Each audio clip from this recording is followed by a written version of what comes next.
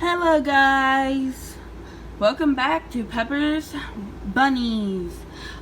Today we're going to show you how to set up a weaning cage and how to wean a little doe.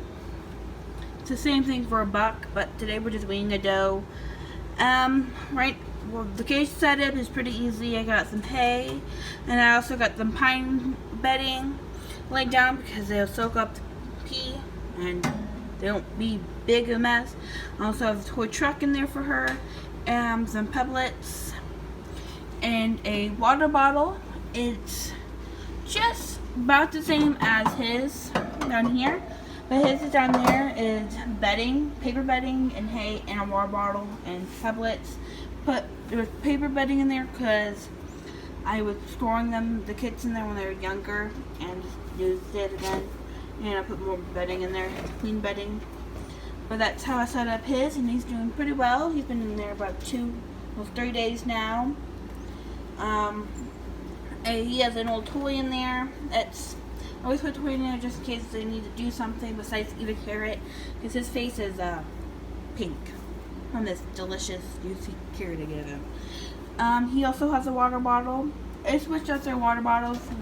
He can have a bigger water bottle because there's going to be 2 in there, and this one's only going to have 1. They only have 1 doe, but I have 2 little bucks in the bucks. So if you're wondering why they're different size bottles, that's basically. And then you open the cage. Let's open this cage. I hate this cage. I hate it, but it's just a weird latch. Okay, let's come over here and let's get the little doe. Little doe, where are you? Little doe, she's right there. She's over here eating. I'm going to pick her up. We're going to wean this little guy.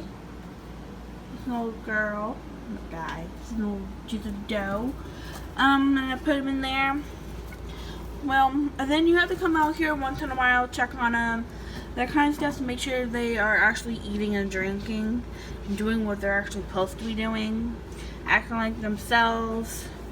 So I will keep you up to date on her, see how well she's doing, and show.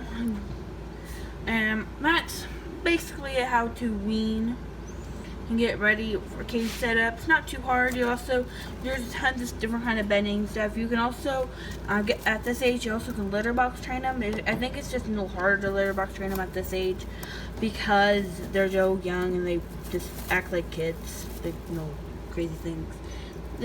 She's a little curious, which that's a good thing. And then she says, I am muttering today. I'm sorry. Okay, curious is good. She just needs to make sure they're eating.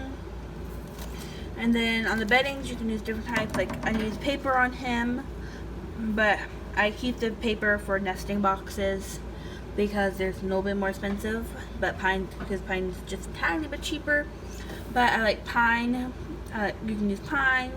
And also, there's different heights of paper bedding if you are wanting something better, but I think pine just is not big as a mess, but it does stick to them.